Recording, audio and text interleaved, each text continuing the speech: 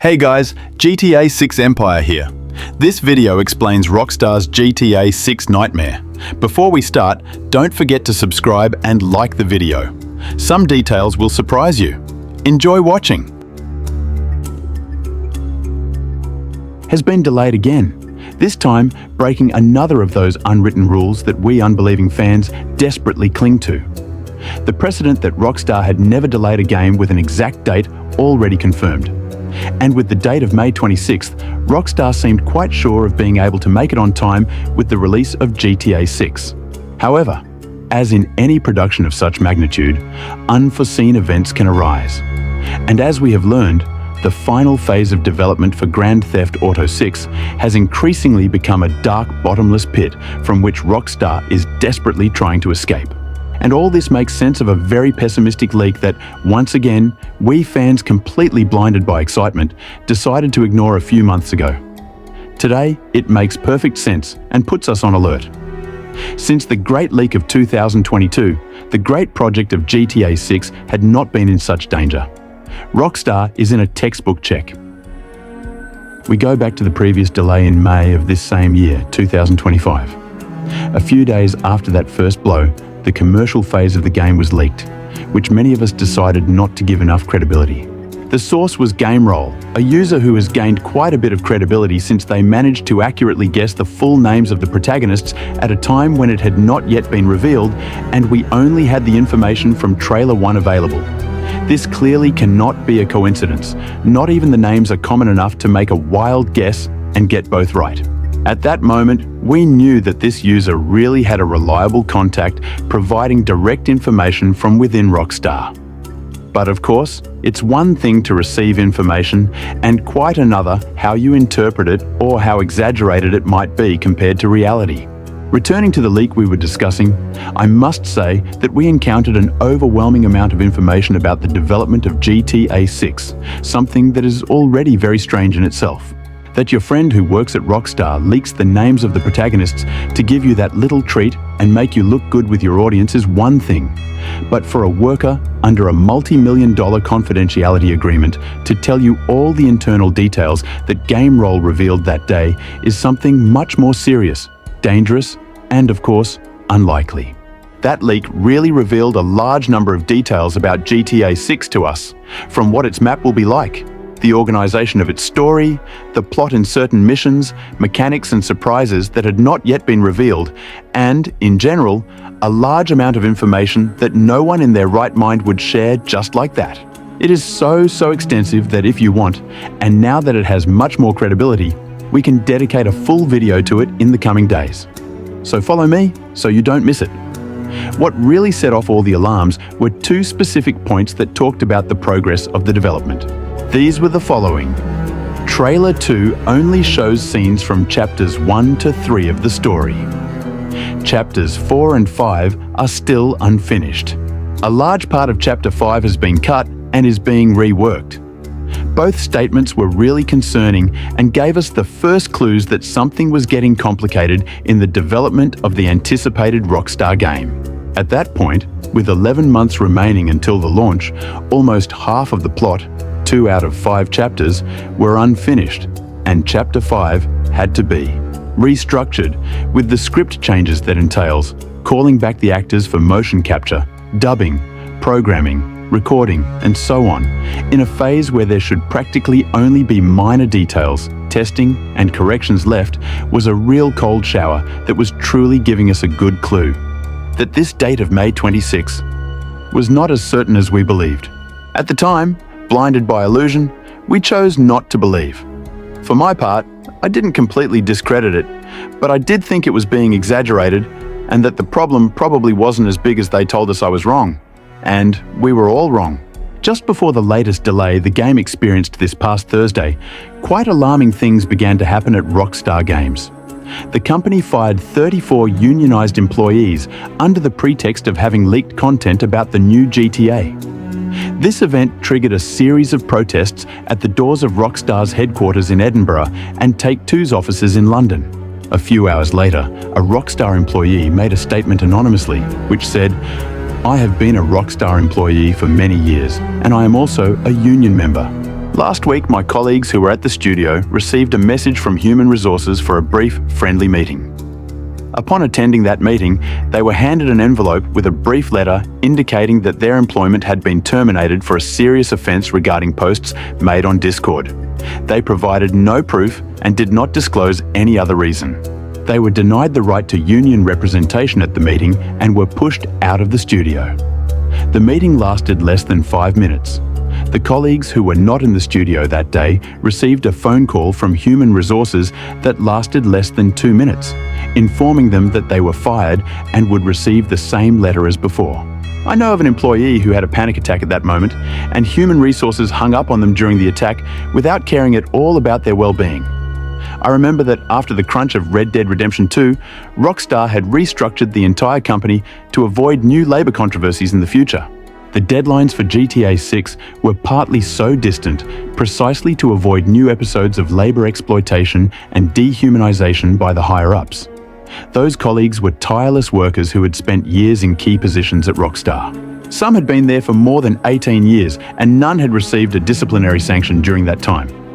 They are not easy personnel to replace and will undoubtedly affect the meeting of our project deadlines.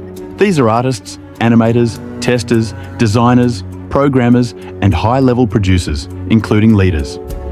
People with exceptional talent who were proud of their work on Rockstar titles, and all they wanted was the best for the company and their colleagues.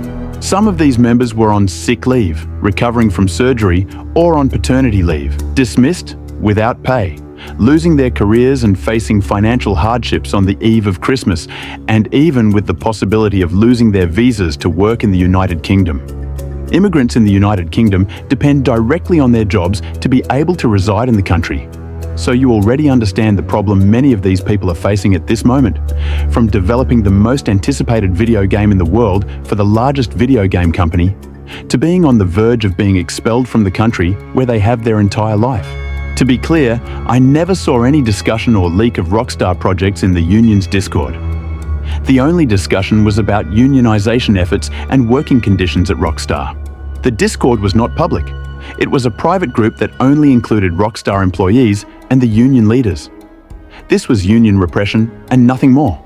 All those fired were union members, and most belonged to the union organizing committees of each studio in the United Kingdom. Just a week earlier, the union had reached 200 members, surpassing the 10% threshold needed to seek recognition and start collective bargaining. This allows us to negotiate directly with management on key issues that affect us: worsening work pressure, adequate compensation, and inflexible working conditions. Clearly, Rockstar seems to have used a very dirty excuse to get rid of a group of workers who, for some reason, were inconvenient for them. The reasons can be very varied, from seeking a raise, an improvement in schedule, working conditions, or work environment. But in any case, using the excuse of leaking content to fire them is playing very dirty, as it is very ambiguous what is considered a leak when you are directly talking with your co-workers and probably haven't even shared important details beyond work-related matters. I don't see the point of discussing the end of Jason and Lucia in a union meeting, honestly. They have already fired more than 34 of us. There were more than 250 of us in that union Discord group. There is fear that if they get away with it, nothing will stop them from doing it again and again. Those of us who are lucky enough to stay, for now, work in fear. Fear of talking to each other during the tea break. Fear of being next and getting fired easily. Fear of leaving the studio and talking to our colleagues who are protesting outside for fear of reprisals. The morale of the studio is at rock bottom. Instead of being excited about what the next year holds for us, we are completely demoralized, and our trust in each other has been completely lost. That is the truly heartbreaking part, since for us in the union, all our ambition was to make Rockstar a happier, fairer, safer, and more equitable place. What has happened clearly shows that we care more about the well-being of our colleagues at Rockstar than the company does. The union stands firm and fights for the reinstatement of all employees dismissed from Rockstar through legal means and campaigns. This fight is crucial because if Rockstar gets its way, it will continue to treat its workers with disdain, disrespect, and subject them to ongoing illegal treatment.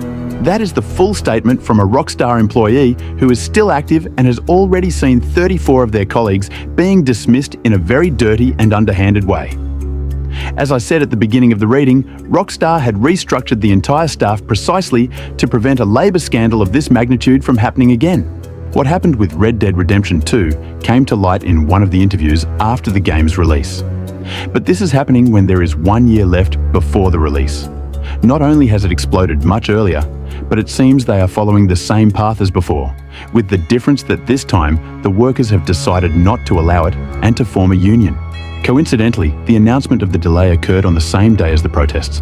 But contrary to what many think, this delay is not a response from Rockstar or a retaliation for that strike.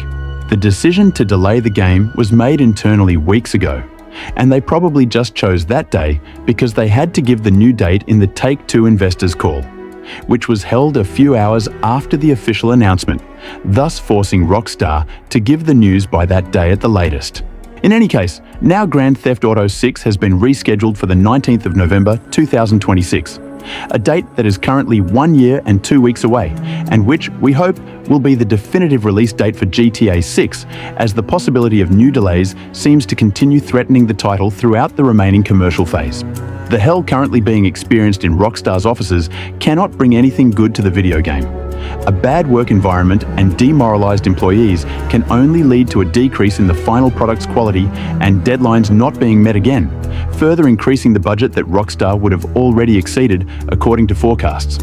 I am going to be completely honest. The reality is that GTA 6 is a completely different project from anything we've ever seen, not just at Rockstar, but in the entire industry. We've been trying for years to make predictions, myself included, based on patterns that never match. But this development is unique. It does not matter that Rockstar had never delayed a game with a release date already set. It does not matter how many times Rockstar delayed Red Dead Redemption 2 in the past, nor the time that passed between the delays.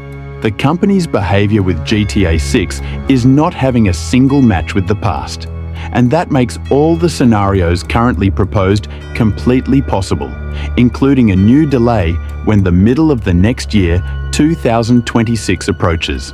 That is the harsh reality, because Rockstar is in no hurry with GTA 6. Scandals, budget, and time do not matter. They just want to deliver a perfect product, and to achieve that perfection, they are willing to invest as much time as necessary.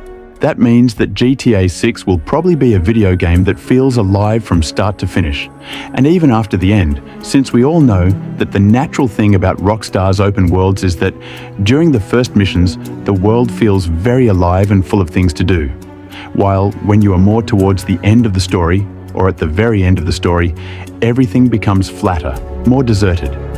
And any resemblance to that living world we knew at the beginning of the plot is purely coincidental. Probably, Rockstar with GTA 6 wants to create a perfect experience. If the final chapter is causing problems, they surely don't want to repeat what happened with the epilogue of Red Dead Redemption 2, in which we can see a new Austin with much less life and a much lower level than the rest of the map. And of course, the territory of Mexico half-developed because it was cut from the final game to deliver the project on time. We are used to seeing cut content from games, parts that were not fully developed, and even very obvious quality differences between characters simply because they didn't meet the deadline. But with GTA 6, Rockstar is in no hurry. They don't care about the budget limit, and they have enormous ambition to make the best video game ever created in history. The only thing they lack is having that humanity they promised with the artists who are making it possible to create that entire world. In the coming days, we have much more to talk about regarding GTA 6, so remember to subscribe and leave your like with a comment expressing your opinion about this endless wait we are having for Grand Theft Auto 6.